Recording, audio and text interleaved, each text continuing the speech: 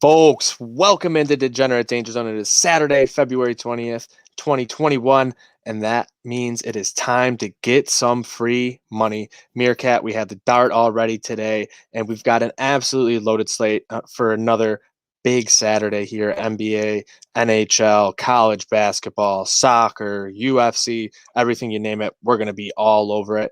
Degenerate Al, how you doing this Saturday? Oh, you know how I'm feeling right now after a big Osaka W at 3:30 in the morning.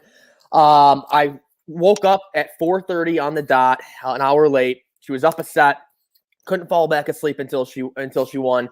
As you saw, had that future with Osaka and the Knights. Very happy to hit that. And I'm not going to act like I'm a sharp. I did put $100 on Barty too, so it's not like I put money on one tennis player and it hit. But this is the first time I've ever done that. Put a 3-figure bet on a future like that, parlayed with another one. So I'm super ecstatic. No, I think that's a smart way to do things because you look at the value you're getting when everyone's still in the mix. You know how many injuries could happen before you get to the playoffs. You're not getting as favorable of a number as you probably should in most cases. So I think that's a perfect way to get it up. But Meerkat, what are you looking at today to get us started for this Saturday? I mean, I'm just going to try to stick to NBA as much as possible right now because I'm cold in everything but NHL can't figure it out. I need baseball back. I love betting on baseball, but NBA keeping me sane without football. My first play tonight, I'm going with the Warriors money line. It's like minus 125. I know the spread's only -2 at most places. I'm not touching the spread. I think this could be a really close game, but I like the Warriors to pull it off.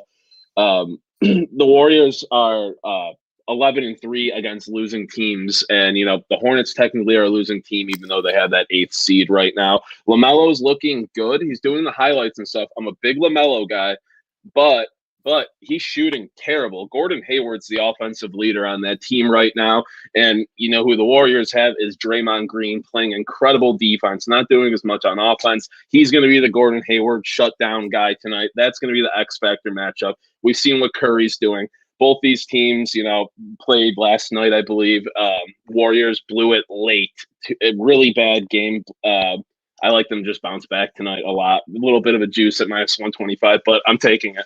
No, I like that play there, Meerkat. I'm going to stay in the NBA too for my first play. I'm going to go with the Trailblazers here, -5 against the Wizards. It's kind of interesting. The Wizards coming off a big win over your Denver Nuggets, 130-128, a big performance out of Davis Bertans. They were the last team in the league just last week, but 3 straight wins gets them up to like 27, 28, something like that. But I don't think it's going to matter. Dame has been playing phenomenally, even with CJ McCollum and Yusuf Nurkic out. They're 10-5, won 6 in a row, 8 of their last 9 games, and it's Dame time, baby. I think he's going to continue to carry this team, and we're seeing the Wizards, figure some things out offensively, but I don't think that consistency is going to continue to be there. A lot of travel out west here. I think they're going to come flat against the Trailblazers. Al, what's your first pick of the day? Yeah, it's kind of funny. You guys love the NBA. I am so anti-NBA. I don't touch it. It's just such a crapshoot of a league, in my opinion. So I definitely stay away from the NBA. My first pick of the day that I'm liking is the Devils. I mean, come on. I think they've won now 3 in a row. They knocked off the Boston Bruins. I think we all know it's going to be pretty damn profitable betting against the Sabres the rest of the year. So whether you take them minus 129, the full game, or in regulations plus 125, some good value there. So definitely first play of the day, Devils.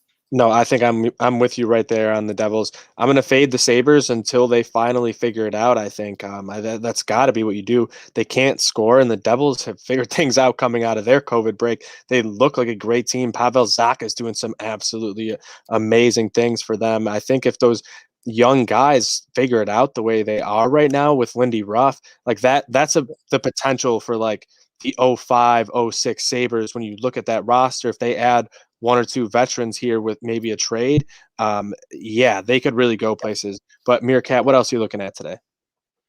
Just on the Sabres game, I'm going to avoid betting it because I want to bet the Sabres every game. I keep giving them out thinking, I have hopes for this team.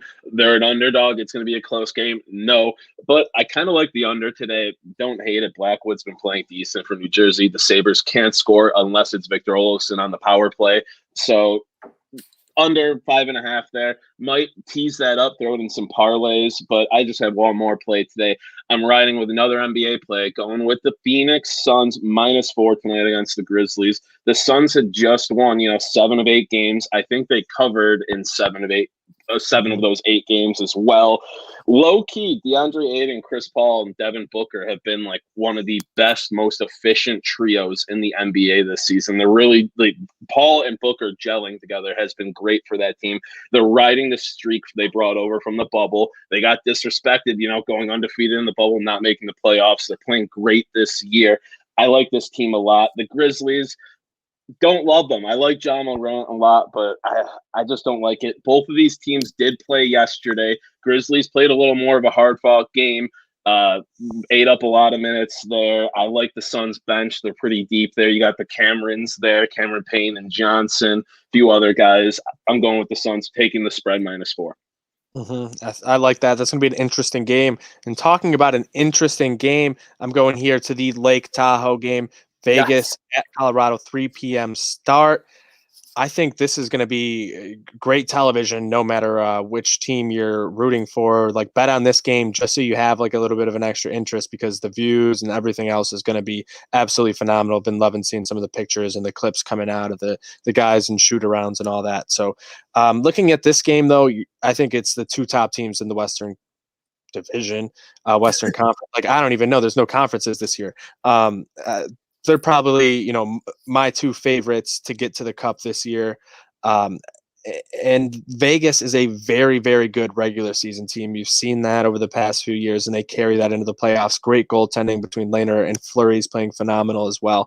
I'm leaning the under 5.5 in this game rather than picking for a side, because if it ends up being a low-scoring game, you win some money because you didn't get as much entertainment on the ice. I love that philosophy for this game here, Al. Guys, Timmy's friggin' knocking on my door right now. You've got to be kidding me. But in that game, I took Colorado as well. We might get a Timmy pick here live. Starts on Colorado. Timmy, hold on.